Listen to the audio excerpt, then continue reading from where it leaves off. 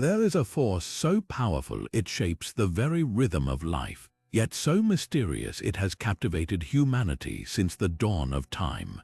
Across cultures, the sun has been revered as a divine presence, holding the power to create, destroy, and sustain all things. But no one worshipped the sun with more awe and devotion than the ancient Japanese, who saw in its radiant light the face of a goddess Amaterasu, the sacred embodiment of the sun itself. She wasn't just another deity in the myths of old. Amaterasu was the radiant heart of Shinto belief, a celestial ruler whose stories wove together creation, power, and the divine order of the world. From her miraculous birth to her legendary retreat into darkness, her tales are filled with drama, wisdom, and moments that changed the course of Japan's history. And today, we're going to uncover 25 of her most extraordinary stories, each one a glimpse into the mind of an ancient people who saw the sun not just as a star, but as a living, breathing goddess. You'll witness her fierce battles, her moments of sorrow, and the divine gift she bestowed upon humanity. By the end, you'll understand why Amaterasu remains one of the most revered figures in mythology, her legacy still shining bright after thousands of years. So let's begin this journey into the light where gods dance, monsters lurk, and the fate of the world hangs in the balance. Now, let us step into the first light of Amaterasu's story, her extraordinary birth, a moment that would forever alter the heavens and the earth. Picture this, the primordial creator god Izanagi standing at the edge of the cosmos, freshly returned from a harrowing journey through the underworld. His body still carried the stains of that dark realm, but as he cleansed himself in the river, something miraculous began to unfold. When Izanagi washed his left eye, the waters shimmered with golden light, and from that radiance emerged Amaterasu, the sun goddess herself. Her birth wasn't just an event, it was a cosmic revelation. She didn't simply appear, she blazed into existence, her brilliance so intense it forced shadows to retreat. The myth tells us she was born from purity, untouched by the filth of the underworld, her very essence tied to the life-giving power of the sun. But this wasn't just a divine coincidence. Amaterasu's birth from Izanagi's left eye, the side traditionally associated with vision, wisdom, and nobility in Japanese culture, cemented her as a being of supreme importance. From the moment she drew her first breath, she was destined to rule the heavens, illuminating the world with her grace and authority. The other gods, sensing her power, bowed in reverence. Even the wind stilled at her arrival, and here's what makes this origin story so pivotal. It didn't just explain where the sun came from. It established Amaterasu as the heart of the Shinto pantheon, a goddess whose light governed more than just day and night. Her radiance symbolized order, harmony, and the divine right to rule, themes that would echo through Japan's myths, rituals, and even its imperial lineage for centuries to come. So when you think of Amaterasu's birth, don't just imagine a goddess stepping into the world. Imagine the dawn of an era where light itself took on a name, a will, and a throne high above the clouds. This was the moment the sun became more than a celestial body. It became a living, breathing force of divinity. But the brilliance of Amaterasu was not without its shadows. Now we come to one of the most dramatic moments in her saga, a time when the world was nearly robbed of light itself. Imagine the unthinkable, the sun goddess, wounded by betrayal, retreating into the depths of a cave, leaving the earth cloaked in endless night. This is the story of the heavenly rock cave, a tale of darkness, cunning, and the desperate struggle to bring back the dawn. The conflict began with Amaterasu's stormy relationship with her brother, Susanoo, the god of chaos. His relentless provocation, from trampling her sacred rice fields to flinging a skinned horse into her weaving hall, finally pushed her to the edge. Heartbroken and enraged, she withdrew into the cave, sealing the entrance with a massive boulder. Without her light, the world plunged into an eerie twilight. Crops withered, spirits faded, and even the gods themselves grew desperate. Yet in this crisis, the deities of Takamagahara showed their ingenuity. They devised a plan to coax Amaterasu back, blending humor, spectacle, and a touch of divine trickery. The goddess Uzum took center stage, turning a barren courtyard into an impromptu theater. She overturned a wooden tub, climbed atop it, and began a dance so wildly irreverent it shook the heavens. With drumbeats echoing and her garments loosened, Uzum's laughter rang out as the other gods roared in delight. The commotion stirred Amaterasu's curiosity. Peering through a crack in the cave's seal, she demanded to know why the gods rejoiced in her absence. "There is a goddess greater than you among us," they declared, pointing to a mirror they'd hung from a nearby tree. As Amaterasu glimpsed her own dazzling reflection, mistaking it for this rival, she edged closer, drawn by her own radiance. In that instant, the god of strength, Aim-no-Tajikarao, yanked the boulder aside, while another deity stretched a sacred rope behind her to prevent her retreat. Light flooded the world once more, and with it the promise of renewal. But this myth isn't just about celestial drama. It reveals profound truths. Even the mightiest can be wounded, and restoration often requires collective cunning. The mirror used to lure Amaterasu, the Yata no Kagami, would later become one of Japan's most sacred treasures, a symbol of clarity and self-reflection. And Uzum's dance, it birthed Kagyura, the ritual performances still offered to the gods today. So remember this tale not just as a myth, but as a lesson in resilience, how light, once lost, can be won back through creativity, unity, and a little divine mischief. Yet in the heart of this celestial drama, one object played a pivotal role. A treasure so sacred it would endure for millennia. The Yata no Kagami, the divine mirror, wasn't merely a tool to lure Amaterasu from her solitude. It became a vessel of her very essence, a symbol woven into the soul of Japan itself. Crafted by the skilled hands of the god Ishikorodome, the mirror was no ordinary object. Its surface was polished to perfection, capturing not just light but truth. When the gods hung it from the sacred tree alongside jewels and offerings, they knew its power. As Amaterasu peered into its depths, she didn't just see a reflection. She encountered her own divine brilliance, magnified and radiant. That moment of awe, when she mistook her own light for another's, revealed something profound. Even gods can forget their own power. But the Yata no Kagami's journey didn't end at the cave. It became one of the 3 imperial regalia, objects that legitimized Japan's emperors as descendants of the gods. Unlike the sword or the jewel, the mirror held a unique role. It wasn't a weapon or an ornament, but a portal. In Shinto rituals, mirrors are more than decorative. They're yorishiro, vessels for the kami's presence. When priests perform ceremonies, the mirror isn't just reflecting light, it's believed to hold the gaze of the divine. Consider the grand shrine of eyes, where a replica of the Yata no Kagami resides. Every 20 years, the shrine is ritually rebuilt, and the mirror is ceremonially transferred to its new home. This act isn't just maintenance, it's a renewal of the covenant between Amaterasu and her people. The mirror's presence ties the earthly to the celestial, a reminder that the goddess's light isn't confined to myth, it's alive in the rhythm of tradition. Beyond shrines, the mirror's influence seeps into art and philosophy. In Japanese aesthetics, the concept of mitate, seeing the world through layered meanings, echoes the mirror's duality. It's both a surface and a depth, a tool for truth and an illusion. Even in modern idioms, to hold up a mirror to society isn't just about critique, it's about awakening, just as Amaterasu was awakened to her own light. So the next time you see a mirror, pause. In its glass lies an ancient story of darkness dispelled, of identity rediscovered, and of a bond between heaven and earth that still shines unbroken after centuries. Now let's turn our attention to another treasure that gleams with divine significance, the Yasakani no Magatama, the sacred jewel that completes the trio of imperial regalia.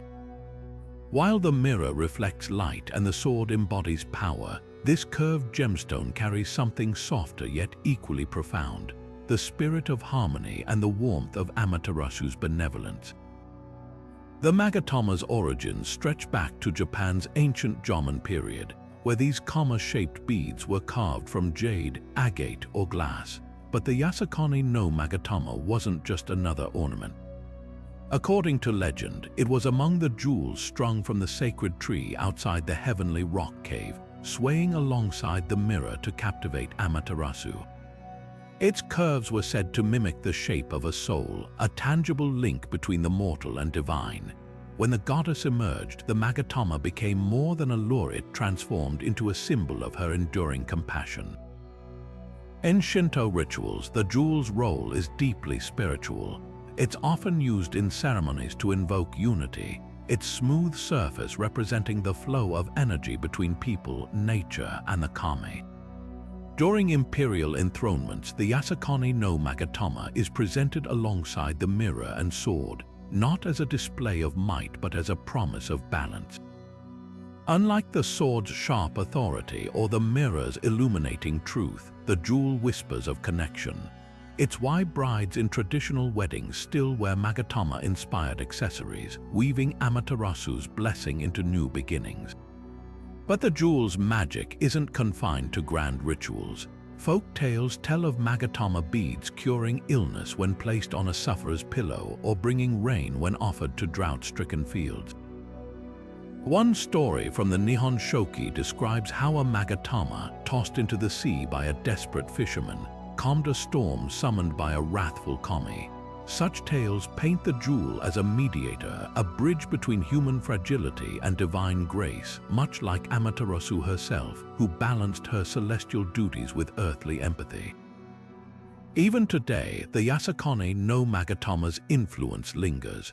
Modern artists reinterpret its form in contemporary jewelry, while martial arts masters wear Magatama pendants as reminders of restraint and harmony.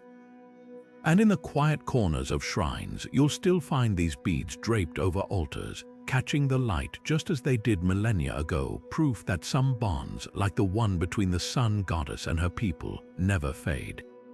So while the mirror reveals and the sword protects, the Yasakani-no-Magatama does something subtler. It reminds us that even in a world of conflict and shadows, harmony is never out of reach. It's a lesson from Amaterasu herself, shining quietly but insistently through the ages. Now let's shift our focus to a symbol of power and reconciliation, the Kusanagi-no-Tsurugi, the legendary sword that completes the trio of imperial regalia. Unlike the mirror's wisdom or the jewel's harmony, this blade carries a story of conflict, redemption, and the unpredictable bond between Amaterasu and her stormy brother, Susanoo. The tale begins with Susanoo's chaotic rampage through Amaterasu's celestial rice fields, an act of defiance that led to his banishment from the heavens. But during his exile, Susanoo stumbled upon a grieving family in the land of Izumo. A monstrous 8-headed serpent, Yamata-no-Orochi, had devoured 7 of their daughters, and the final daughter, Kusanagi, was next. Seeing their despair, Susanoo devised a plan. He brewed 8 vats of potent sake, luring the serpent to drink until its heads collapsed in drunken slumber. With a single stroke of his sword, he severed all 8 heads, ending the creature's reign of terror. As Susanoo cleaved through the beast's tails, his blade struck something unexpected, a gleaming sword hidden within the 4th tail. This was the Kusanagi-no-Tsurugi, the grass-cutting sword. Its blade so sharp it could slice through fields with a single swing. Recognizing its divine power, Susanoo presented it to Amaterasu as a gesture of atonement, a peace offering to mend their fractured relationship. The sword's gift marked a turning point, transforming their rivalry into an uneasy truce. But the Kusanagi's legend didn't end there. Centuries later, it became a cornerstone of imperial authority. Alongside the mirror and jewel, the sword was entrusted to Amaterasu's grandson, Ninigi, when he descended to rule the earth. It symbolized not just military might but the rightful sovereignty of Japan's emperors. Historical texts like the Nihon Shoki recount how the sword aided Emperor Jimmu, Japan's mythical first ruler, in subduing rebellious clans, its divine edge turning battles in his favor. Yet the Kusanagi is shrouded in mystery. Unlike the mirror and jewel which are enshrined and visible to priests, the sword is said to be kept hidden even from the emperor himself. Some believe it was lost at sea during a medieval battle, while others claim it rests in the depths of Atsuta Shrine, its power too immense for mortal eyes. What's undeniable is its cultural footprint, from samurai lore praising its unmatched sharpness to modern anime like Naruto, where it embodies the clash of destiny and duty. The Kusanagi-no-Tsurugi is more than a weapon. It's a testament to the duality of power, destructive yet redemptive, a force that divides but also unites. Just as Susanoo's gift bridged the heavens and earth, the sword remains a reminder that even in conflict, there's room for reconciliation, and that true strength lies not in domination but in balance. Now, let's peel back the layers of one of Shinto's most gripping divine dramas, the explosive feud between Amaterasu and her tempestuous brother, Susanoo. This isn't just a tale of sibling rivalry. It's a cosmic clash between light and storm, order and chaos, with consequences that ripple through myth and ritual even today. The tension between the sun goddess and the god of storms was inevitable. Where Amaterasu brought warmth and growth, Susanoo embodied untamed fury. Their conflict ignited when Susanoo, resentful of his banishment from the heavens, unleashed his rage on his sister's orderly realm. He didn't just trample her sacred rice fields, he uprooted the very dikes dividing the paddies, letting floodwaters ravage the crops. Then, in a final act of defiance, he hurled a flayed horse into her weaving hall, shattering looms and terrifying her attendants. This wasn't mere mischief, it was an assault on the harmony Amaterasu personified. Yet beneath the destruction lies a deeper symbolism. Susanoo's rampage mirrors natural disasters, typhoons that flatten villages, floods that erase boundaries, events the ancient Japanese saw as divine wrath. Amaterasu's response, retreating into the heavenly rock cave, reflects how sunlight vanishes behind storms. Their feud isn't just personal, it's a mythic explanation for the fragile balance between human civilization and nature's fury. But here's where the story twists. After his exile, Susanoo's encounter with the eight-headed serpent Yamata no Orochi reveals his complexity. By saving Kashinada and gifting the Kusanagi sword to Amaterasu, he transitions from destroyer to protector. This arc suggests chaos isn't inherently evil, it can be harnessed. The sword, born from a monster's tail, becomes a tool of imperial order. Even Amaterasu, in accepting it, acknowledges that light needs the shadow to define it. The reconciliation is uneasy, though. Unlike Western myths where foes are vanquished, Shinto embraces tension. Susanoo isn't defeated, he's integrated. At Izumo Taisha, Japan's second holiest shrine, he's worshipped alongside Amaterasu, his storms seen as necessary for renewal. Farmers still pray to him for rain, just not too much. This duality resonates in modern Japan. Think of tsunami walls built alongside festivals honoring ocean gods. The feud teaches that harmony isn't the absence of conflict, but the art of balancing opposites, a lesson etched into everything from tea ceremonies to corporate teamwork. Amaterasu and Susanoo's story endures because it isn't about winning, it's about learning to dance with the storm. Yet even in the aftermath of Susanoo's destructive rampage, one act of cruelty cut deeper than all others. A tragedy that would leave an indelible mark on the relationship between the sun goddess and her stormy brother. The story of Amaterasu's weaving maiden isn't just a footnote in their feud. It's a visceral reminder of how divine conflicts ripple into mortal lives. Picture this: within Amaterasu's celestial palace, her most skilled weaver sat at her loom, crafting robes as radiant as the dawn. These garments weren't mere clothing, they symbolized the order and beauty of Amaterasu's realm, woven with the same care that the sun bestows upon the earth. But Susanoo, still seething with unrest, saw an opportunity for one last grotesque strike. In a fit of rage, he hurled the flayed hide of a divine horse through the roof of the weaving hall. The creature's lifeless form crashed onto the loom and onto the maiden herself, killing her instantly. The brutality of this act shocked even the gods. Unlike the trampled rice fields which could regrow or the shattered dikes which could be rebuilt, this was a life irrevocably lost. Amaterasu's grief wasn't just personal, it was cosmic. The maiden's death represented a violation of the sacred trust between deities and those who served them. In Shinto belief, every craftsperson, from weavers to farmers, carries a spark of the divine in their work. By destroying both the artisan and her creation, Susanoo didn't just attack his sister's domain, he severed a thread in the tapestry of harmony itself. This incident also reveals a chilling duality in Susanoo's nature. Earlier, we saw his capacity for redemption when he saved Kusanagi from the serpent. But here, his chaos isn't transformative, it's purely destructive. The contrast is stark. The same god who later gifts the sacred Kusanagi sword once turned his rage against the defenseless.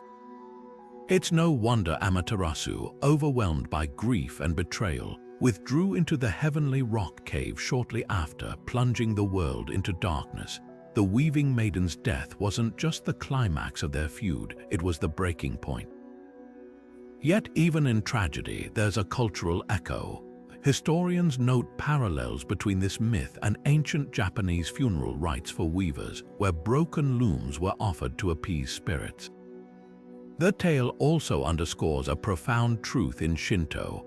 Actions have consequences beyond the immediate. Susanoo's recklessness didn't just strain his bond with Amaterasu, it echoed through rituals, art, and even the way communities honored skilled laborers.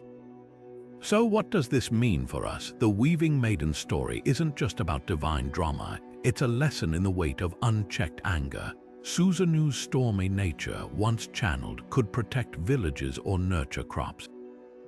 But unleashed without care, it destroyed something irreplaceable. That tension between chaos as a creative force and chaos as a destroyer still resonates today, whether in the delicate balance of leadership or the respect we owe to those whose work sustains us. Amaterasu's grief reminds us that even gods must reckon with the cost of conflict. And speaking of costs, our next tale explores how the sun goddess herself paid a price for her retreat, a darkness so profound it threatened all creation. But that's a story for another moment. Now, as we step from the shadows of conflict into the light of renewal, we find Amaterasu in a role that sustains life itself. Here, the sun goddess reveals her gentle side not as a distant celestial figure, but as a nurturing force who gifts humanity with the very foundation of their survival, rice. Imagine ancient Japan, where the land was wild and untamed, and people struggled to feed themselves. Into this world, Amaterasu bestowed the knowledge of rice cultivation, transforming the landscape and the fate of its people. Rice wasn't just a crop, it became the heartbeat of Japanese civilization, shaping culture, economy, and spirituality. The sun goddess didn't merely provide food, she taught the rhythms of planting, tending, and harvesting, aligning human labor with the cycles of nature. This divine gift carries deep symbolism. Just as sunlight fuels the growth of rice, Amaterasu's energy infused the fields with life. Shinto rituals soon emerged to honor this sacred connection. During harvest festivals like Nihon, the emperor himself would offer the season's first rice to the gods, mirroring the bond between heaven and earth. Even today, these ceremonies persist, a testament to Amaterasu's enduring role as a guardian of fertility and abundance. The connection between the sun and rice goes even deeper. Farmers traditionally planted rice seedlings in spring, when the sun's warmth awakened the earth. By summer, the paddies shimmered like mirrors, reflecting the sky, a poetic reminder of Amaterasu's gaze blessing the land. And when autumn arrived, golden stalks heavy with grain bowed in gratitude, embodying the harmony between divine generosity and human effort. But Amaterasu's influence didn't stop at agriculture. Rice became a spiritual currency used in rituals to purify spaces and appease kami. Salt might cleanse, but rice nourished both body and soul, bridging the mortal and divine. In some legends, even the grains themselves were said to contain traces of the goddess's radiant energy, making every meal a silent act of worship. What makes this tale so timeless is its universality. Across cultures, deities often gift humanity with essential knowledge, fire, medicine, or in this case, sustenance. Yet Amaterasu's rice carries a unique duality. It's both a practical tool for survival and a sacred thread linking people to the divine. Her gift didn't just fill stomachs, it wove her presence into the daily lives of those who planted, harvested, and shared it. As we reflect on this chapter, consider how Amaterasu's legacy lives on in every bowl of rice served today. Her story isn't confined to myth. It's etched into the terraced fields, the seasonal festivals, and the quiet gratitude of a shared meal. And with that thought, we turn to another facet of her divinity, one that would shape the destiny of an entire nation.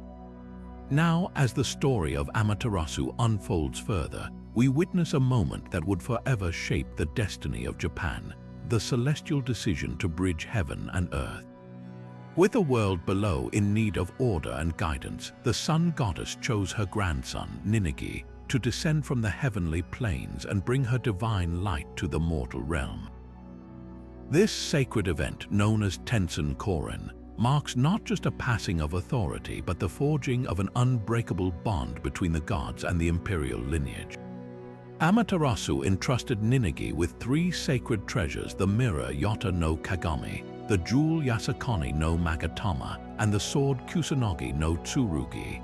These weren't mere symbols, they were fragments of her own power, embodiments of wisdom, benevolence, and courage.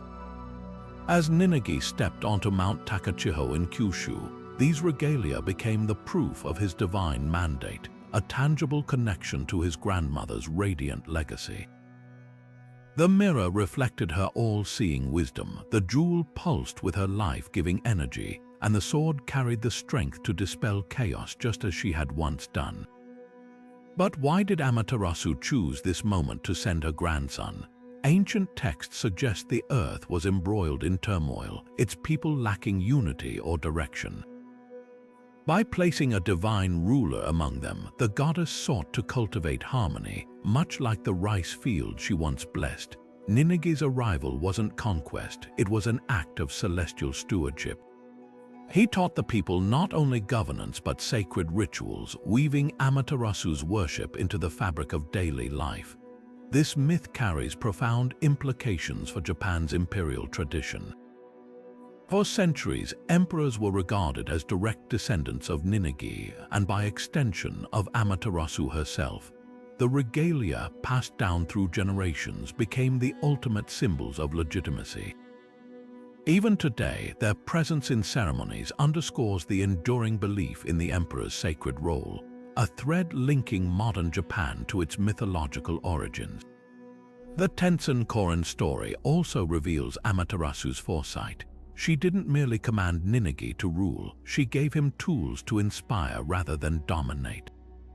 The mirror, jewel, and sword weren't weapons of subjugation but instruments of virtue. This nuance reflects Shinto ideals, where leadership is intertwined with spiritual responsibility. As we ponder this celestial handover, consider how it contrasts with other foundation myths. Unlike rulers who seized power through force, Ninigi's authority was a gift, an act of trust from the heavens. And just as sunlight nurtures without demand, Amaterasu's choice reinforced that true sovereignty lies in service. With this divine descent, the stage was set for an empire that would see its rulers not as mere monarchs, but as living bridges between the human and the holy. And so, as the dust settled on Mount Takachiho, a new chapter began, one that would soon bring forth a figure destined to transform myth into history. Now, as we trace the path from divine command to earthly rule, the legend takes us to the shores of Japan, where myth and history begin to intertwine. From Ninigi's sacred descent, the line of Amaterasu's blood stretched across generations, culminating in a figure who would become the cornerstone of Japan's imperial legacy, Emperor Jimmu. Jimmu's story is where celestial ancestry meets human ambition. As Ninigi's great-grandson, he inherited not just the authority of the sun goddess, but also the responsibility to unify the land under her divine light. According to the Kojiki and Nihon Shoki, Japan's oldest chronicles, Jimmu led an eastward expedition from Kyushu, battling rival clans and natural obstacles until he reached Yamato, the fertile heartland. His victory there wasn't just military, it was a spiritual triumph sanctified by his connection to Amaterasu. The crowning moment came when a golden kite, believed to be the goddess's messenger, descended to guide him, a sign that heaven endorsed his reign.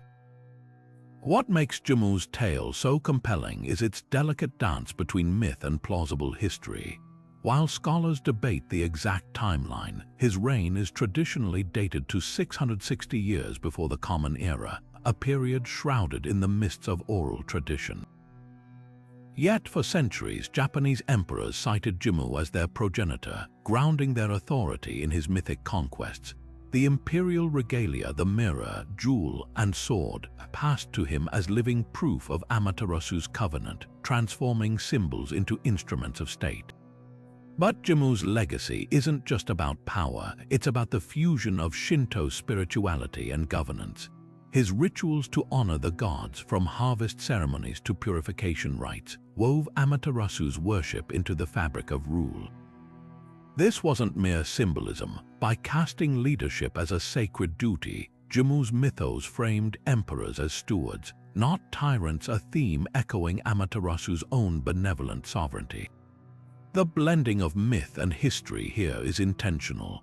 Ancient chroniclers weren't merely recording events, they were crafting an origin story that elevated Japan as the land of the gods. Jimmu's journey mirrors the Shinto ideal of harmony between nature and humanity, between divine will and human action. Even the name Jimmu, meaning divine might, underscores this duality. Modern historians often grapple with Jimmu's narrative.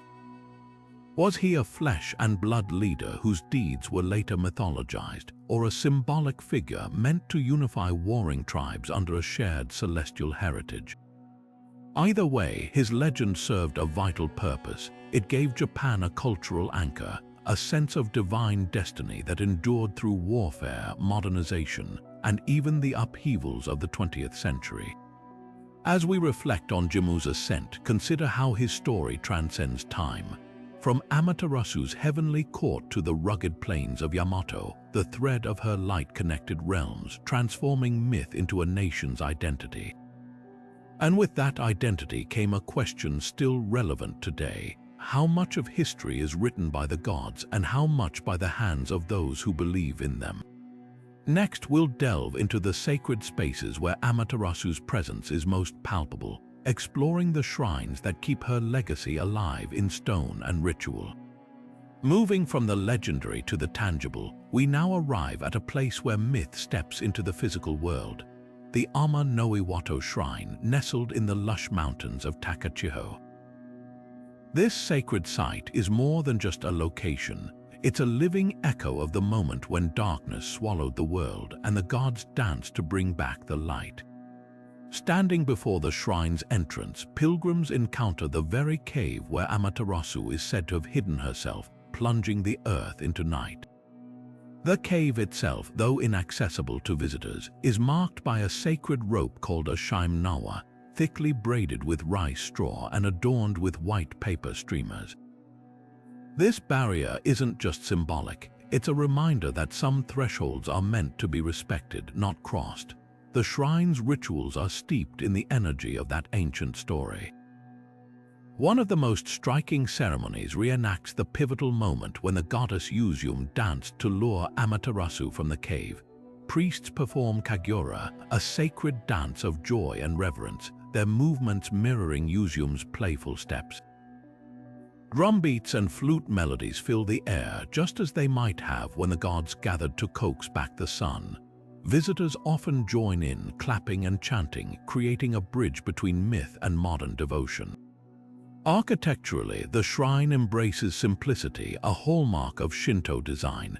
Unlike grandiose temples, it blends into the landscape, its wooden structures weathered by time yet radiating quiet power. The Torii Gate, painted a vibrant vermilion, marks the transition from the ordinary world into sacred space. Walking through it, pilgrims follow a path lined with lanterns, offerings of light, echoing the theme of illumination central to Amaterasu's tale. Spiritually, the shrine serves as a place of renewal. Many come here to pray for clarity, especially during personal, darkness times of struggle or doubt. The act of washing hands and mouth at the Chizuya purification fountain isn't just ritual, it's a physical preparation to meet the divine. Some leave behind small wooden plaques inscribed with wishes for the sun goddess's guidance. What makes Ama no Iwato extraordinary is how it turns mythology into lived experience. Here, the past isn't locked away. It's alive in every chant, every step of the Kagura, every flicker of lantern light. Pilgrims don't just hear about Amaterasu's return to the world, they feel it standing where the gods once stood. Next, we'll journey beyond the land to explore Amaterasu's unexpected connection to the sea, revealing how her light touches even the waves. Now, let's shift our gaze from the mountains to the waves, where Amaterasu's influence stretches far beyond the land. While she's most famously tied to the sun and sky, her power also ripples across the ocean, weaving her into the lives of those who depend on the sea. This lesser-known aspect of her mythology reveals a goddess whose light guides not just crops but also sailors through treacherous waters. One intriguing tale tells of Amaterasu's encounter with Watatsumi, the dragon king of the sea. According to legend, Watatsumi once sought her aid when a great storm threatened to drown his underwater kingdom. Amaterasu, moved by his plea, sent a beam of sunlight to calm the tempest, revealing her mastery over both celestial and aquatic realms. In gratitude, Watatsumi gifted her a pearl of unparalleled beauty, symbolizing the harmony between sun and sea. Fishermen still invoke this story today, offering prayers to Amaterasu for safe voyages and abundant catches. Her connection to the ocean is also reflected in rituals along Japan's coasts. In fishing villages, it's common to find small shrines dedicated to Amaterasu, where lanterns are lit at dawn to mirror the sunrise over the waves. These lanterns aren't just decorative, they're beacons of hope, echoing the ancient belief that her light could pierce even the darkest storms. During the annual Funadama Matsuri, or Ship Spirit Festival, boats are adorned with sun motifs, and crews perform dances to honor her as a protector of maritime journeys. What's fascinating is how these traditions blur the lines between myth and daily life. For instance, the practice of tossing rice into the sea before a voyage mirrors the offering of rice to Amaterasu in land-based harvest rites. It's a reminder that her benevolence isn't confined to one domain. She's a universal force, as vital to a fisherman's net as to a farmer's field. This duality, her role as both sun goddess and sea guardian, shows the depth of her cultural imprint.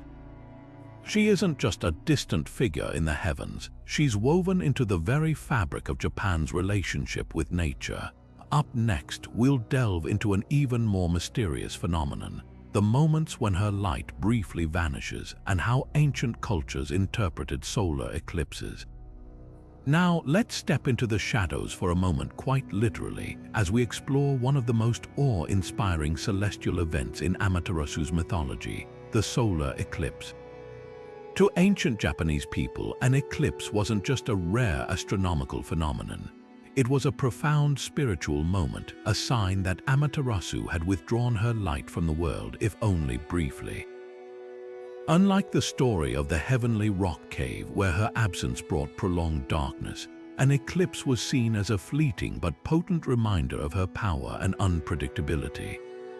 According to myths recorded in texts like the Nihon Shoki, eclipses were moments of collective unease. People believed they occurred when Amaterasu was angered or troubled, perhaps by human wrongdoing or divine discord. To soothe her and hasten the sun's return, rituals were performed across the land. Priests and villagers would gather at shrines, clanging bells, beating drums, and chanting prayers to dispel whatever had disturbed her. Offerings of rice, salt, and woven cloth, symbols of purity and labor, were laid at altars, reflecting the people's dependence on her light for both crops and spiritual well-being. Interestingly, this interpretation mirrors eclipse myths from other cultures. In Norse mythology, for example, solar eclipses were blamed on the wolf Skirl and Hati chasing the sun goddess Sol across the sky, threatening to devour her. The Vikings would raise a cacophony of noise to scare the wolves away, much like the Japanese rituals to appease Amaterasu. Similarly, the ancient Chinese saw eclipses as a celestial dragon consuming the sun, prompting loud drumming to frighten the beast into releasing it. These parallels reveal a shared human instinct to explain the unknown through storytelling and to seek control over the uncontrollable through ritual. But Amaterasu's eclipse myths carry a unique nuance. Unlike deities associated solely with wrath or destruction, her temporary retreat was often framed as a test of faith or a call to reflection. Some folktales suggest that eclipses were moments when she peered down from the heavens to observe humanity's resilience in her absence. In coastal regions, fishermen would pause their work, lighting lanterns even during the day to guide her back, blending practical action with deep symbolism. This duality, fear and reverence, darkness and renewal, is what makes the eclipse myth so enduring.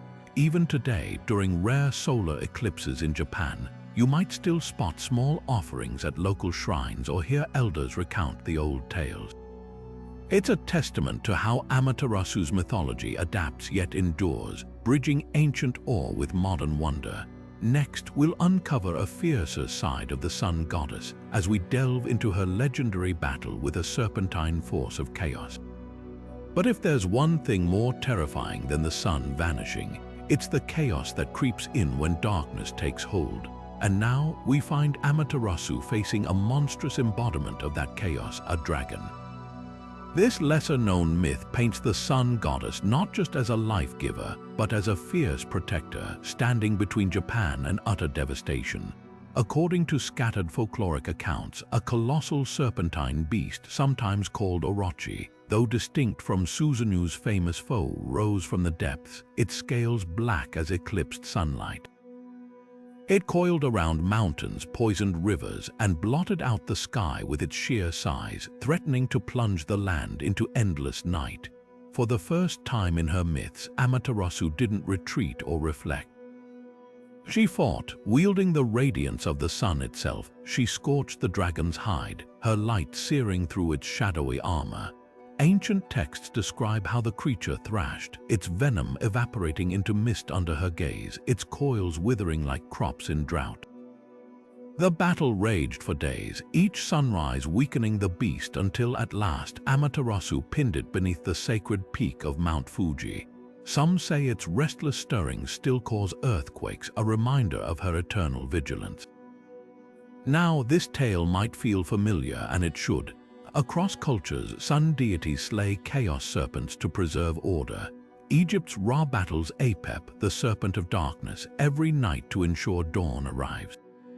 In Hinduism, Suryas rays dispel Vritra, the drought-bringing dragon. Even Mesopotamian Marduk defeats Tiamat, the primordial sea serpent. These parallels aren't coincidence. They reveal a universal truth. Sunlight isn't just warmth and growth, it's the ultimate boundary between life and chaos. Yet Amaterasu's version stands apart. Unlike gods who vanquish monsters nightly, her battle is a singular, cataclysmic event. There's no cyclical rebirth here, her victory is absolute. Some scholars argue this reflects Japan's volcanic geology, the dragon's imprisonment under Fuji mirroring real-world tremors, while others see it as a metaphor for imperial unity overcoming discord. Either way, it underscores her dual role, nurturer and warrior, both robe and sword. What's striking is how this myth resurfaces in subtle ways today. During festivals like Nagoya's Fiery Yamasa, performers don dragon masks only to be defeated by dancers wielding sun-shaped props. It's a playful echo of that ancient showdown, proof that even in modern Japan, Amaterasu's light still keeps the darkness at bay. And speaking of light, her next tale reveals a gentler side, one where rhythm and laughter become sacred offerings. Because when the gods threw a party, even the sun goddess couldn't resist joining the dance. But just as darkness must give way to dawn, battles eventually yield to celebration. And in Amaterasu's myths, no celebration is complete without dance, specifically, the kind that shakes the heavens with laughter. Here, we see the sun goddess not as a warrior or recluse, but as a deity who can't resist the joy of movement and music. At the heart of this tale is Yuzume, the goddess of mirth, whose wild, unbridled performance became legendary. When Amaterasu hid in the heavenly rock cave, plunging the world into darkness, it was Yuzume who turned desperation into revelry. She overturned a wooden tub, stomped rhythmically upon it, and began a dance so raucous and uninhibited that the other gods roared with laughter. Stripping off her clothing, she spun and leaped, her body painted with red clay, her chants growing louder as the divine audience cheered. The commotion was so irresistible that Amaterasu, curious despite her grief, finally peeked out and light returned to the world. This moment didn't just save the cosmos, it birthed Kagura, Japan's oldest form of sacred dance, meaning god entertainment. Kagura reenacts Yuzume's performance in Shinto rituals to this day. Dancers clad in vibrant robes and fox masks mimic her steps, their movements alternating between playful and solemn. At shrines like Aiz and Izumo, these performances honor Amaterasu, symbolizing the eternal dance between darkness and light, solemnity and joy. What's fascinating is how Kagura evolved beyond temple grounds. In folk traditions, villagers adapted it into lively harvest dances, believing the goddess's laughter ensured fertile crops. Some versions even feature comedic twists, with performers exaggerating Yuzume's body antics, proof that spirituality and humor have always been intertwined in Shinto. Modern stages still echo this ancient legacy. Contemporary Kagura troupes blend traditional drums with avant-garde choreography, while festivals like Kyoto's Junmatsuri incorporate dance sequences directly tied to the cave myth. Even pop culture nods to it. Ever noticed how anime characters often perform ritual dances before battles? That's Kagura's influence repackaged for new generations. Yet beneath the spectacle lies a deeper truth. Amaterasu didn't emerge because she was commanded to or out of duty. She stepped into the light because joy, raw, infectious human joy, drew her out. In a faith often associated with quiet reverence, this myth reminds us that the divine cherishes laughter as much as prayer. And just as dance revealed her warmth, another sacred object would come to embody her purity, a celestial robe said to shimmer like sunlight on water. But that's a tale for another time. But as the rhythm of dance fades, another wonder takes center stage, one woven not from movement but from light itself. The divine robe, or hagoromo, drapes Amaterasu in more than celestial elegance. It is a garment steeped in symbolism, a shimmering testament to her purity and unrivaled power. Legend tells that this robe was crafted from the very fabric of the sun, its threads spun from golden rays and dawn's first light. When Amaterasu wore it, the hagoromo didn't merely clothe her, it radiated her divine essence, casting brilliance across the heavens. Unlike ordinary garments, it never frayed or dulled, for it was as eternal as the goddess herself. This wasn't just attire, it was a manifestation of her role as life-giver, its glow mirroring the sun's nourishing warmth. The hagoromo's influence extended far beyond myth.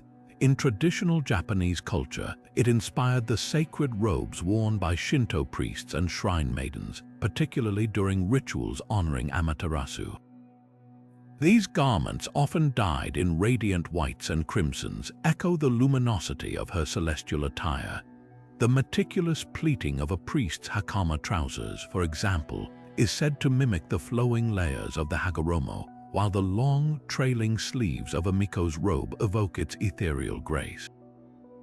Even the act of dressing becomes ceremonial, a way to channel the goddess's purity. But perhaps the most striking legacy of the hagoromo lies in Japanese theater.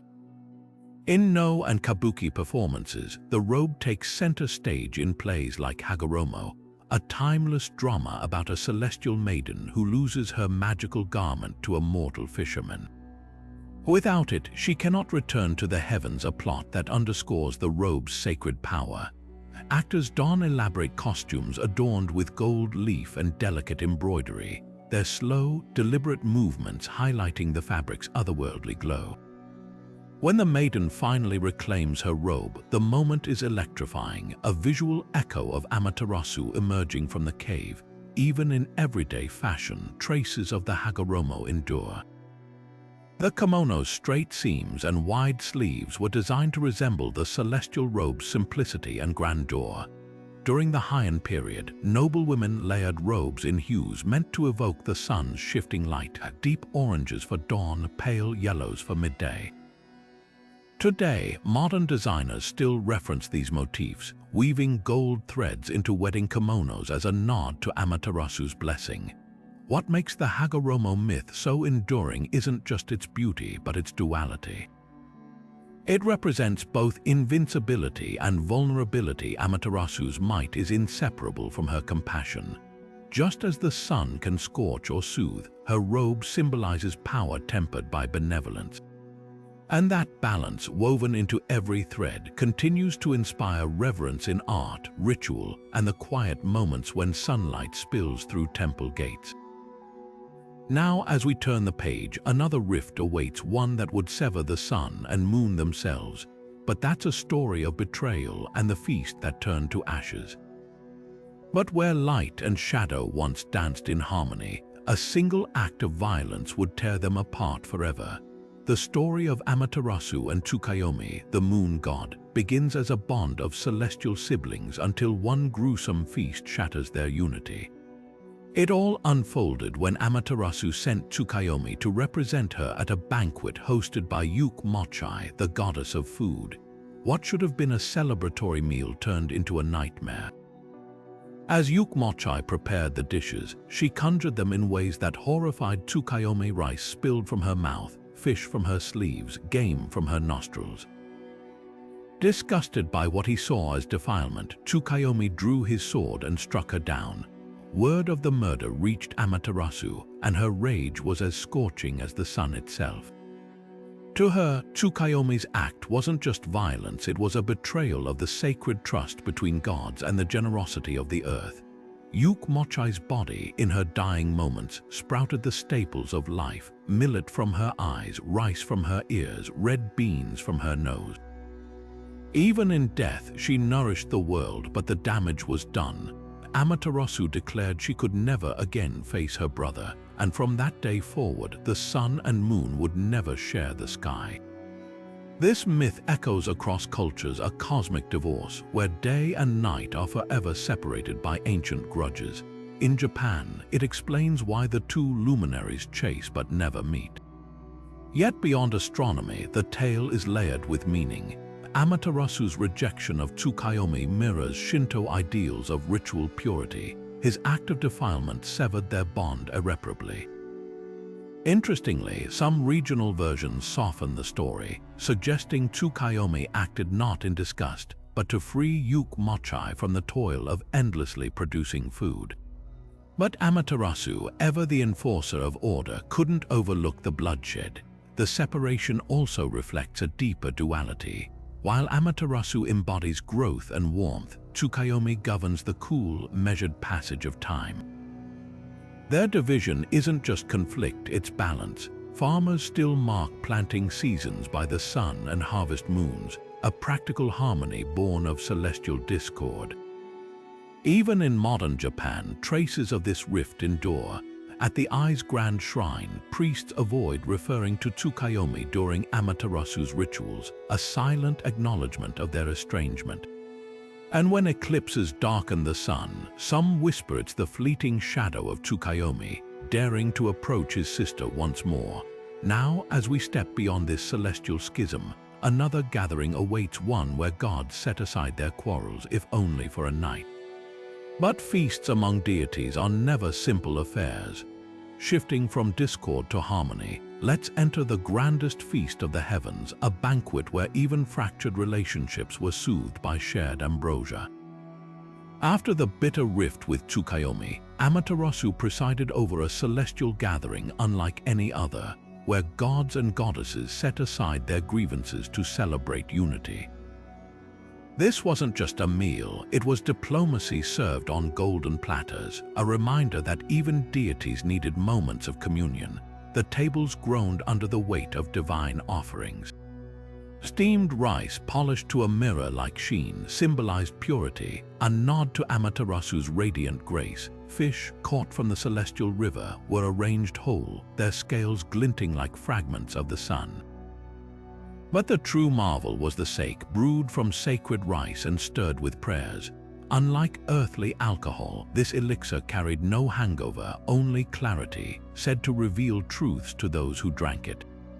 Even Susanoo, the storm god, tempered his wildness with a single sip, pledging temporary peace with his sister. Food in Shinto isn't merely sustenance, it's yorishiro, a vessel for the divine. At this heavenly banquet, each dish was imbued with kami or spirit. Salt, shaped into miniature mountains, purified the feast. Seaweed, coiled like serpents, represented the ocean's bounty. And the piece de resistance, a roasted boar, its crackling skin anointed with plum vinegar, a rare indulgence for gods who typically consumed only the essence of offerings. The feast's legacy lives on in Shinto rituals today. At shrines, shinsen offerings of rice, fruit, and salt mirror Amaterasu's heavenly spread. During Nyorai, worshippers share sanctified food, believing it bonds them to the gods. The act of eating becomes prayer, a fleeting taste of the divine. Even modern Matsuri festivals recreate this camaraderie, where strangers become kin over shared mochi and amber sake. Yet the banquet's deeper meaning lay in its diplomacy. Amaterasu, ever the strategist, used the meal to reweave frayed alliances. Susanoo, though still volatile, left his sword at the door. Lesser deities, often at odds, exchanged toasts instead of blows. For one night, the heavens embodied war harmony, proving that even eternal beings needed nourishment beyond the physical.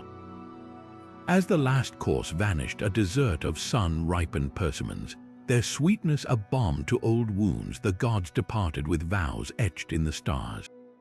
But such peace was fragile, and the next tale reminds us that divine favor is never guaranteed.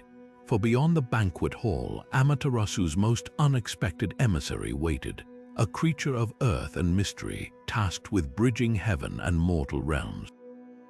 Now, as the echoes of the heavenly banquet fade, we step into the quiet realm where the divine meets the earthly. Here, Amaterasu's influence stretches beyond the celestial court through an unlikely but revered messenger, the white fox or Inari. This elegant creature, often seen with a key or scroll in its mouth, became her trusted link to the mortal world, blending the sacred and the everyday in ways still felt today. Inari, originally a kami of rice and prosperity, grew so closely tied to the sun goddess that their identities sometimes intertwined. Picture this, a snow-white fox darting through rice fields at dawn, its fur catching the first light, embodying both Amaterasu's radiance and the land's fertility. Farmers whispered prayers to Inari for bountiful harvests, unaware that every golden grain owed its vigor to the sun's blessing. Over time, shrines dedicated to Inari began featuring motifs of Amaterasu, their altars adorned with sun discs alongside fox statues. The fusion deepened in regions like Fushimi, where the great Inari shrine's torii gates, painted vermilion like the rising sun, formed a symbolic bridge between the two deities. Offerings here were unique fried tofu, said to be a fox's favorite, placed beside sun-shaped rice cakes. Even the fox's roles mirrored Amaterasu's duality. As messengers, they carried prayers upward, yet as tricksters, they reminded worshippers that light and shadow coexist. This blending wasn't just symbolic, it reshaped local myths. One tale tells of a drought-stricken village where a fox led a priestess to a hidden spring at noon, the water shimmering as if infused with sunlight. The villagers, recognizing Amaterasu's grace, built a shrine honoring both her and Inari, their rituals weaving solar chants into traditional fox dances. Today, this legacy lingers in subtle ways. During the autumn equinox, when day and night balance, some Inari shrines hold dual ceremonies, offering salt for purification, a nod to Amaterasu's banquets, and rice wine to invoke the fox's playful spirit. Visitors tie white paper strips to shrine ropes, each scribbled wish a modern echo of ancient petitions carried by those celestial messengers. Yet the alliance wasn't without tension. Some Shinto sects resisted the merging, insisting Inari remain distinct. Their shrines kept foxes purely as attendants, separate from solar worship. This debate reflects a deeper truth. Amaterasu's mythology, like light itself, bends and adapts, revealing different facets to those who seek her. As the fox's shadow slips past the Torii gates, we glimpse another layer of the sun goddess's story, one where divinity walks beside mortals, not just above them.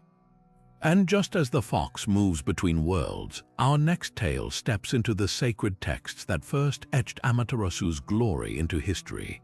Stepping from myth into history, we now turn to the pages of the Kojiki, Japan's oldest surviving chronicle, where Amaterasu's divine light takes on a distinctly political glow. Compiled in the early 8th century under the reign of Emperor Tenmu, this text doesn't just recount her myths, it strategically positions her as the spiritual cornerstone of the Yamato clan's authority. Here, the sun goddess isn't merely a celestial being, she's a symbol of national unity, her lineage legitimizing the ruling elite. The Kojiki's narrative begins with Amaterasu's birth, echoing earlier tales but with a crucial twist. When Izanagi's left eye gives birth to her, the text emphasizes her radiance as unmatched, framing her as the natural ruler of Takamagahara, the high plane of heaven. This isn't accidental. By portraying her dominance among the kami as innate, the chronicle subtly argues that her descendants, the Yamato emperors, inherit this unshakable right to govern. Even her conflict with Susanoo is reframed. His chaotic rampages symbolize external threats to Yamato rule, while her victory reaffirms order. One of the most telling passages details the Tensen Korin, the descent of her grandson Ninigi to rule Earth. The Kojiki meticulously lists the sacred treasures he carries, the mirror, jewel, and sword, but it's the accompanying mandate that's politically charged. Amaterasu declares, "This land shall be ruled by my descendants," a divine decree that the Yamato lords wielded for centuries to justify their supremacy. The chronicle even traces Emperor Jimmu's conquests back to this moment, weaving conquest and mythology into a single thread of inevitability. What's striking is how the Kojiki sidesteps regional variations of her myths. Local kami stories were often absorbed or repositioned as subordinates to Amaterasu's lineage, a literary tactic that mirrored Yamato's real-world consolidation of power.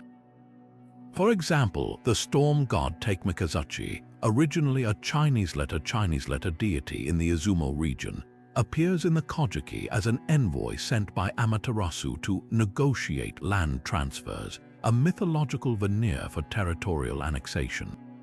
The text also sanitizes her persona. While earlier oral traditions might have hinted at her flaws or vulnerabilities, the Kojiki presents her as consistently wise and just, a model for earthly rulers. Her retreat into the cave is framed not as a moment of fragility but as a test for the other gods, proving her indispensability. Even her reconciliation with Susanoo becomes a lesson in magnanimity, reinforcing ideals of leadership the Yamato elite wished to embody. Archaeology lends weight to this politicization. Artifacts from the Coffin period, like the bronze mirrors bearing solar motifs found in Yamato-aligned tombs, suggest her worship was actively promoted among ally clans. The Kojiki's narrative didn't emerge in a vacuum. It crystallized existing efforts to position Amaterasu as a national unifier, yet the chronicle isn't monolithic. Between its lines, we glimpse tensions. The Izumo myths, given substantial space despite their regional roots, hint at compromises made to integrate rival power centers. Even Amaterasu's portrayal as a weaver, a traditionally feminine role, subtly acknowledges the influence of female shamans who once wielded significant spiritual authority. As the ink dries on these ancient pages, one truth shines through. The Kojiki's Amaterasu is more than a goddess. She's a masterstroke of ideological storytelling, her light crafted to illuminate not just the heavens but the very foundations of a nation. And as we'll soon see, her reflection in the Nihon Shoki reveals new facets and new agendas waiting to be uncovered. But when we turn the page to the Nihon Shoki, another layer of Amaterasu's story unfolds. Compiled just 8 years after the Kojiki, this text presents her myths with striking differences not just in details but in purpose. Where the Kojiki wove her into Yamato political legitimacy, the Nihon Shoki casts her in an even grander cosmic role, reflecting the ambitions of a growing empire. Right from the opening passages, the scale shifts. The Nihon Shoki doesn't begin with Amaterasu's birth but with a sprawling creation myth, positioning her as part of a meticulously ordered universe. Here, her radiance isn't just unmatched, it's systematized. The text introduces the concept of 3 heavenly suns, with Amaterasu as the central one, a subtle nod to China's 3 sovereigns mythos. This wasn't accidental. Emperor Tenmu's court was steeped in continental diplomacy, and the Nihon Shoki's framing subtly positions Japan's goddess on par with Chinese celestial rulers.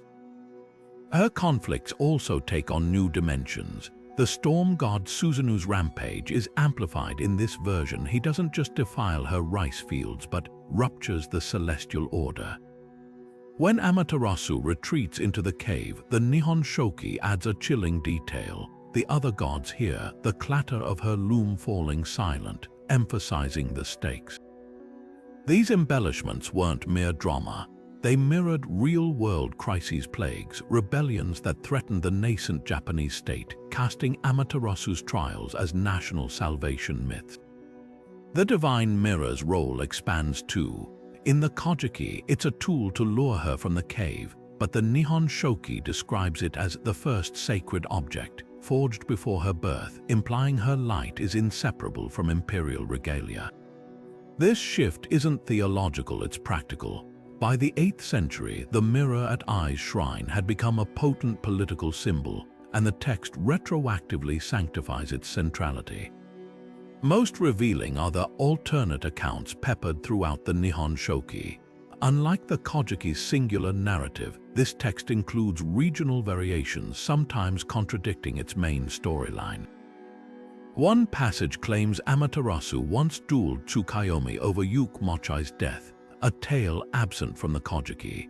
Another describes her gifting the sword Kusanagi directly to Ninigi, bypassing Susanoo entirely. These weren't inconsistencies but concessions. The Yamato court, now ruling a unified Japan, had to acknowledge local traditions while still centering its own version. Even her relationships transform. The Kojiki downplays Amaterasu's ties to female spirituality, but the Nihon Shoki highlights them. It preserves older oral traditions where she converses with weaving maidens and accepts offerings from priestesses. This wasn't nostalgia, it was strategy. Female shamans remained influential in regions like Kyushu, and the text subtly co-opts their authority into the imperial cult. The contrast crystallizes in the Tensen-Koren myth. While the Kojiki frames Ninigi's descent as a straightforward divine mandate, the Nihon Shoki adds negotiations with earthly kami, protracted debates, and even a trial reign mirroring the Yamato court's real struggles to integrate regional chieftains. The subtext is clear: unification required compromise even for a sun goddess. Yet for all its grandiosity, the Nihon Shoki's Amaterasu feels more human. She weeps when Susanoo leaves, hesitates before sending Ninigi, and in one passage even laughs at Yuzum's dance. These touches weren't flaws but bridges, making her relatable to a diverse populace. Archaeology again underscores these shifts. Where coffin-era mirrors emphasized solar motifs, late 7th century artifacts like the Asuka Mizuwachi inscriptions begin pairing Amaterasu's name with terms like Tenka, all under heaven, a clear echo of Chinese imperial rhetoric. The Nihon Shoki didn't just record myths, it actively reshaped them for an empire coming into its own. As the last scroll unfurls, we're left with two visions of the same goddess, one a Yamato linchpin, the other a cosmic sovereign. But the story doesn't end here, because in the centuries that followed, her light would refract once more, blending with teachings from across the sea. And that is a tale for another moment. Now, as we turn our gaze toward the Heian period, we see Amaterasu's light merging with another spiritual tradition in a way that would reshape Japan's religious landscape. This was the era when Buddhism, newly arrived from the continent, began weaving itself into the fabric of Japanese spirituality, and Amaterasu found herself at the heart of this remarkable fusion. The blending didn't happen overnight. Early on, Buddhist monks faced resistance from those devoted to Shinto's native deities. But rather than clashing, a fascinating compromise emerged: the idea that Amaterasu and other kami were manifestations of Buddhist figures. This concept, known as Honji Suijoku, allowed both traditions to coexist. Amaterasu, the radiant sun goddess, came to be seen as a local expression of Vairocana, the cosmic Buddha who embodies the light of wisdom. This syncretism was particularly evident at temples like Todai-ji in Nara, where the great Buddha statue, a representation of Vairocana, was said to share a sacred essence with Amaterasu herself.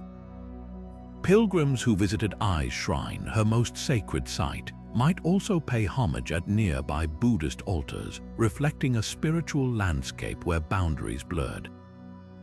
The Jishikicho, a Heian period text, even describes rituals where Shinto priests and Buddhist monks worked side by side, invoking both Amaterasu's blessings and the Buddha's wisdom. One striking example of this fusion was the Sano Ikejitsu Shinto system developed by the Tendai sect. Here, Amaterasu was explicitly linked to the Buddha's teachings, with rituals that combined Shinto purification rites with Buddhist sutras. The Ryabu Shinto tradition took this further, interpreting the layout of Ai's shrine's inner sanctuary as a mandala, a symbolic representation of the Buddhist cosmos. But this blending wasn't just theological, it had real-world consequences. The imperial court, which had long relied on Amaterasu's divine authority, now incorporated Buddhist ceremonies into state functions. When Emperor Shomu declared himself a servant of the three treasures, the Buddha, his teachings, and the monastic community, he didn't renounce Amaterasu. Instead, he positioned her as part of a grander spiritual hierarchy. This period also saw the rise of unique hybrid deities. Amaterasu Daimyojin, for instance, was a form that combined her solar radiance with the protective power of a Buddhist Dharmapala. Statues from the time often depict her with both Shinto torii gates and Buddhist halos, a visual testament to this duality. Yet this harmony wasn't universal. Some Shinto purists resisted the Buddhist influence, while certain Buddhist sects dismissed kami as lesser beings. The tension occasionally flared, like when the monk Kyukai debated court scholars over whether Amaterasu's light was subordinate to the Buddha's enlightenment. But for most Japanese, the synthesis felt natural, a way to honor both traditions without contradiction. By the late Heian period, this fusion had become so deep that even Amaterasu's mythology adapted. Tales began describing her past lives as a bodhisattva, and Buddhist parable-style stories wove her into morality lessons. The Heistere Ninigi, for example, recounts how Amaterasu, moved by compassion, once took human form to guide a lost traveler, an unmistakably Buddhist trope. What's remarkable is how this syncretism endured, even after the Meiji Restoration centuries later, when the government forcibly separated Shinto and Buddhism. Traces of this blended tradition lingered in folk practices and regional festivals. Today, visitors to places like Mount Hiei or Ise can still sense the echoes of that Heian-era fusion, where the sun goddess and the Buddha once shared the same spiritual sky. And so, as the Heian period drew to a close, Amaterasu's role had expanded yet again, no longer just a Shinto deity or an imperial ancestor, but a figure who transcended boundaries. But her story wasn't done evolving. Ahead lay an era where her worship would become more personal, more intimate, as commoners across Japan began finding their own ways to connect with her light. Now, let's step into the present day, where the ancient traditions honoring Amaterasu still shine brightly at Ise Jingu, her most sacred shrine. Nestled in the lush forests of Mie Prefecture, this sprawling complex isn't just a religious site. It's a living testament to Japan's unbroken connection with its sun goddess.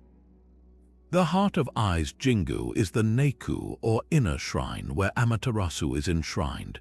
Unlike many shrines which feature ornate decorations, the Neiku embodies Shinmei Zukuri, an architectural style marked by breathtaking simplicity. Built from unfinished Japanese cypress, its raised floors and thatched roof mirror the granaries of ancient Japan, a nod to Amaterasu's role as an agricultural deity. The entire structure is surrounded by 4 concentric fences, with only the imperial family and high priests permitted beyond the innermost gate.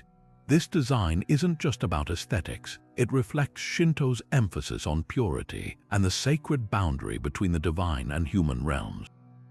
One of the most fascinating aspects of Ise Jingu is its cycle of renewal. Every 20 years, the shrine is meticulously rebuilt on an adjacent plot in a ceremony called Shikainen Sengu.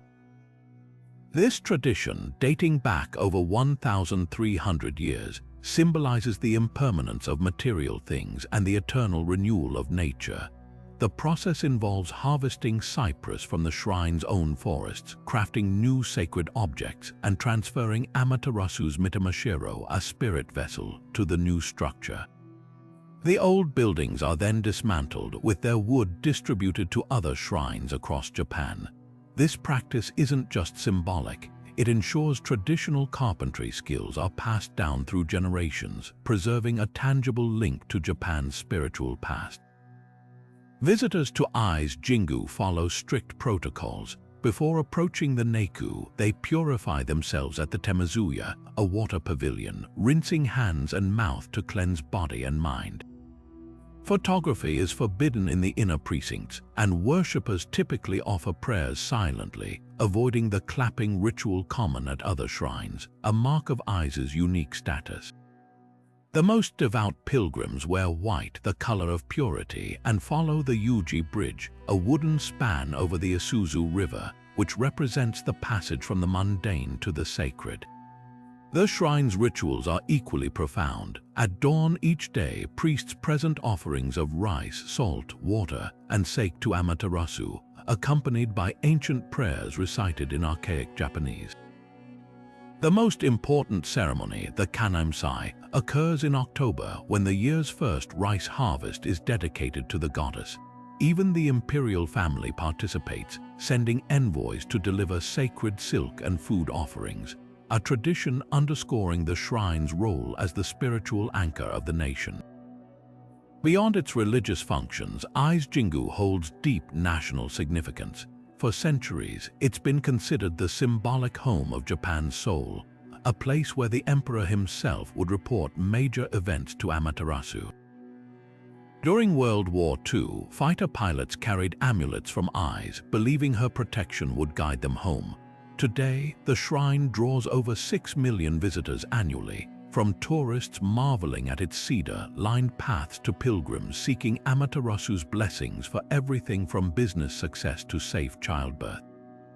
Yet Ai's Jingu isn't frozen in time. While its rituals are ancient, the shrine subtly adapts to modern needs. Post-war reforms opened its festivals to the public, and recent years have seen efforts to make the site more accessible without compromising its sanctity.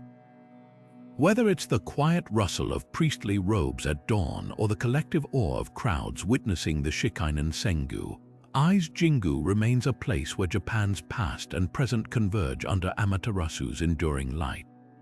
As the sun sets over the Isuzu River, casting golden reflections on the shrine's wooden fences, one thing becomes clear. Here, the goddess isn't just remembered, she's alive in every ritual, every rebuilt pillar, and every whispered prayer. And with the next renewal ceremony already on the horizon, her story continues to unfold, as timeless as the sunrise itself. Shifting our gaze from ancient rituals to modern screens, we find Amaterasu's influence stretching far beyond shrines and sacred texts. She's a star in today's pop culture. Her radiant presence shines in anime, video games, and literature, proving that even in our digital age, the sun goddess remains a powerful symbol of light, strength, and resilience. Take Naruto, one of the most beloved anime series worldwide. Amaterasu here isn't just a reference, it's a blazing black flame technique wielded by the Uchiha clan, capable of burning anything in its path until the target is utterly destroyed. The move's name directly honors the goddess, linking her mythical power to the series' lore. But it's not just about destruction. Much like the goddess herself, the technique represents an unyielding force, a protector's fury when justice is at stake. Fans might not realize it, but every time this jutsu lights up the screen, they're witnessing a nod to Japan's ancient mythology. Video games have embraced Amaterasu with even more creativity. In Okami, the critically acclaimed action-adventure game, players control a white wolf named Amaterasu, who is literally the sun goddess reincarnated. Her journey to restore beauty and order to a world shrouded in darkness mirrors her original myth, especially her escape from the heavenly rock cave. With a celestial brush that paints divine powers into existence, she heals lands, battles demons, and even revives cherry blossoms, embodying the life-giving warmth of the sun. The game's art style, inspired by traditional Japanese ink wash paintings, bridges ancient artistry with modern gameplay, making her legend accessible to a new generation. Literature hasn't been left behind. Contemporary novels and manga often reimagine Amaterasu as a complex character, sometimes a mentor, sometimes a warrior. In Noragami, for instance, she's referenced as part of the divine pantheon overseeing human fate, while light novels like The Rising of the Shield Hero weave her symbolism into their world's creation myths. Even Western fantasy isn't immune to her allure. Authors borrow her motifs, golden light, solar dominion, and the struggle between order and chaos to enrich their own stories, proving her themes are universal. What makes these pop culture appearances so fascinating is how they adapt her essence without diluting it. Whether she's a fiery anime attack, a pixelated hero, or a poetic metaphor, Amaterasu's core traits endure: benevolence tempered by might and a light that refuses to be extinguished. Her modern iterations also serve as gateways. Curious gamers or readers often dive into her original myths after encountering her in media, sparking a renewed appreciation for Shinto traditions. Yet pop culture doesn't just retell her stories, it reinterprets them. In some manga, Amaterasu grapples with modern dilemmas like environmental crises or societal decay, framing her as a deity for today's challenges. Video games give players agency to become her, fostering a personal connection no ancient ritual could achieve. And let's not forget the memes and fan art that circulate online, where her iconic imagery, the mirror, the sun disk, the radiant robes, gets playful or avant-garde makeovers. These creative expressions aren't irreverent. They're proof that her legacy is alive, evolving, and resonating in ways the ancients could never have imagined. So the next time you spot a golden-haired anime character summoning solar power or a game level bathed in eternal daylight, remember, Amaterasu's light hasn't faded. It's simply found new canvases to illuminate, and as pop culture continues to reinvent her, one thing stays constant. Just as the sun rises each morning, her influence remains unstoppable. Now, stepping from the vibrant world of pop culture into the weighty corridors of history and politics, we arrive at the profound and sometimes contentious relationship between Amaterasu and Japan's imperial family. This bond isn't just a relic of mythology, it's a living thread woven into the very fabric of Japan's national identity, one that has sparked both reverence and debate over centuries. At the heart of this connection is the claim, enshrined in the Kojiki and Nihon Shoki, that Japan's emperors are direct descendants of Amaterasu herself. According to legend, her grandson Ninigi descended from the heavens to rule the earthly realm, carrying the three sacred treasures, the mirror, jewel, and sword, as symbols of divine authority. His great-grandson, Emperor Jimmu, became Japan's first mortal ruler, bridging the celestial and the human. For generations, this lineage served as the foundation of the emperor's legitimacy. Transforming the throne into more than a political institution, it became a sacred trust. Yet this divine association hasn't been without controversy. In the pre-war era, the emperor was officially regarded as Arahitogami, a living god, a belief fervently promoted by the state to unify the nation under imperial rule.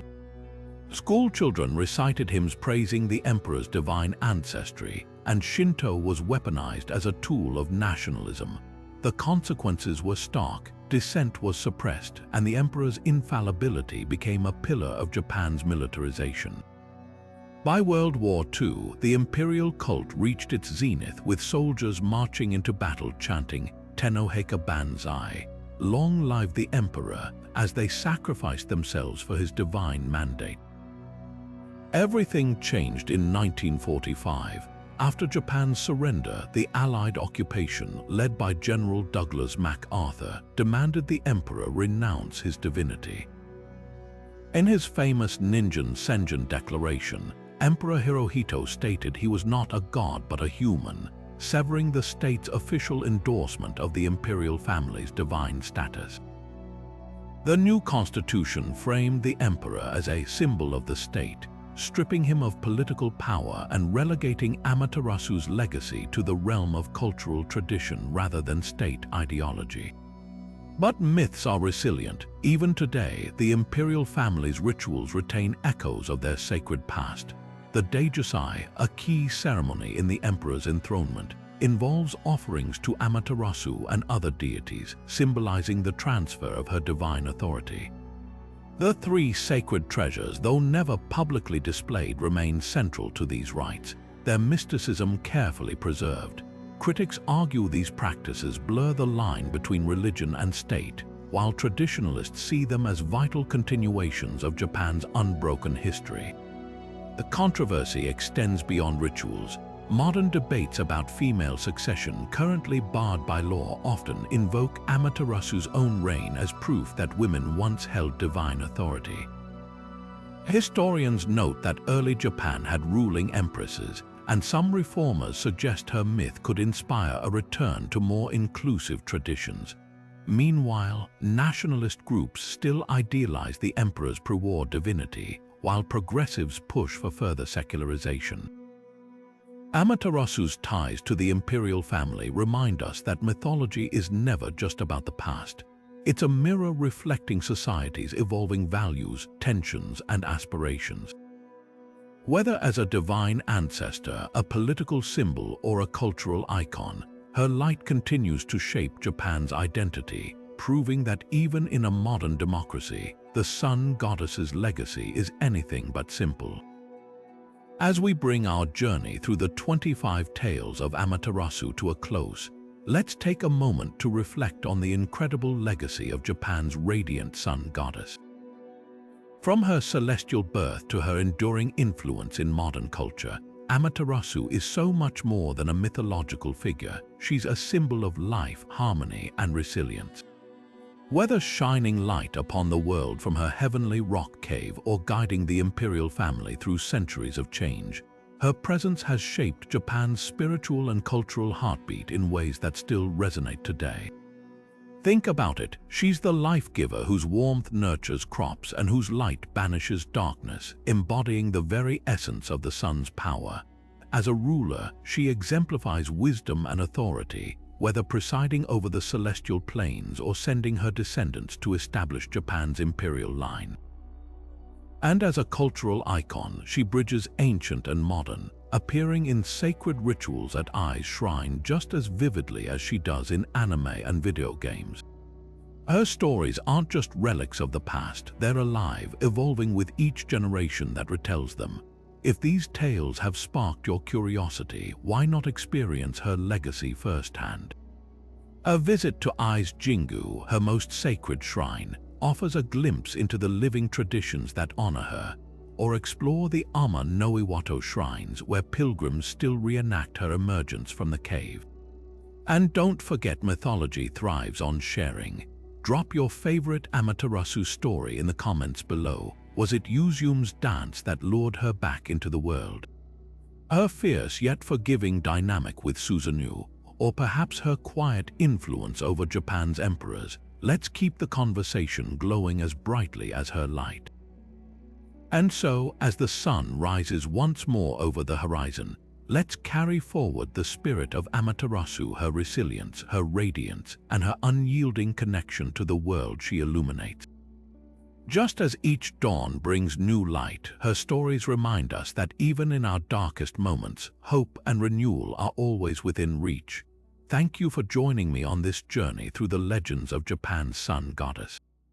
If you enjoyed uncovering these tales, be sure to like, subscribe, and hit the notification bell so you never miss our next deep dive into mythology. Until then, may your path be as bright as Amaterasu's everlasting light.